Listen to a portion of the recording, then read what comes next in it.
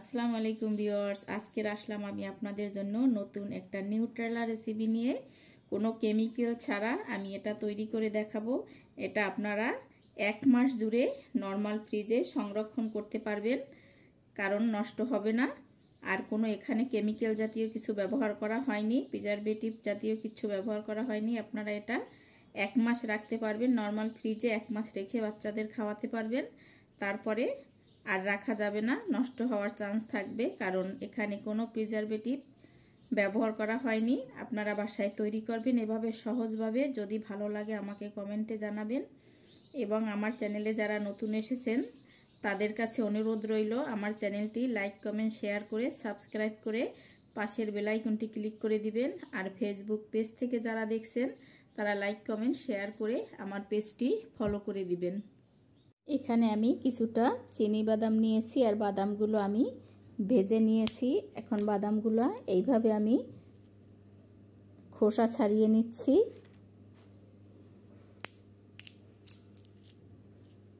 এই যে এইভাবে আমি খোসাগুলো ছাড়িয়ে নিচ্ছি। আমি যে বাদামটা ছিলে রেখেছিলাম সেই বাদামটা ছোলা ছাড়িয়ে পরিষ্কার করে নিয়েছি। আমি 1 কাপ বাদাম এখানে দিয়ে দিলাম। আমি এখন একটা ব্লেন্ডার জারে দিয়ে আমি বাদামটা গুঁড়ো করে নেব।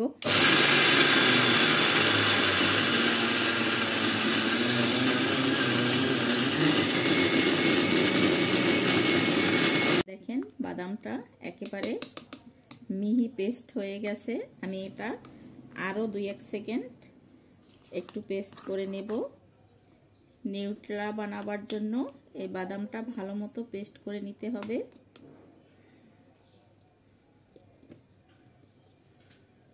এখানে দেখেন বাদামটা আরও নরম হয়ে গেছে, বাদামটার তেল বের হয়ে। এখন এখানে আমি দিয়ে দেব রান্নার তেল, সয়াবিন তেল আমি 2 চামচ দিয়ে দেব।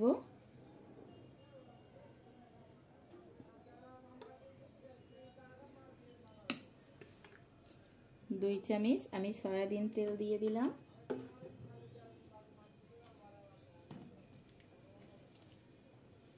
সামান্য পরিমাণে লবণ দিয়ে দিলাম। এখানে আমি 1 চামচ পরিমাণ ভ্যানিলা এসেন্স দিয়ে দিলাম।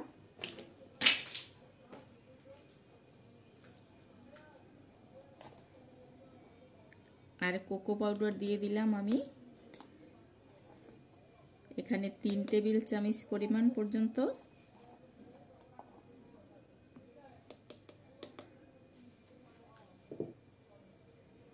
এখন আমি আবারও একটু ব্লেন্ডার জারে ঘুরিয়ে নেব। দেখেন আমি মিক্স করে নিয়েছি। ব্লেন্ডার জারটা কিন্তু একবারে গরম হয়ে গেছে।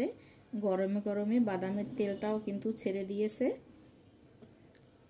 এখানে আমি আইসিং সুগার দিয়ে দিচ্ছি প্রায় 1 কাপের মতো। আমি আইসিং সুগারটা দিয়ে আবারও একটু মিক্স করে নিচ্ছি। দেখেন চিনিটা দেওয়ার পর কিন্তু অনেকটা শক্ত হয়ে গেছে। এখন এখানে আমি আরও 2 টেবিল চামচ তেল দিয়ে দেব।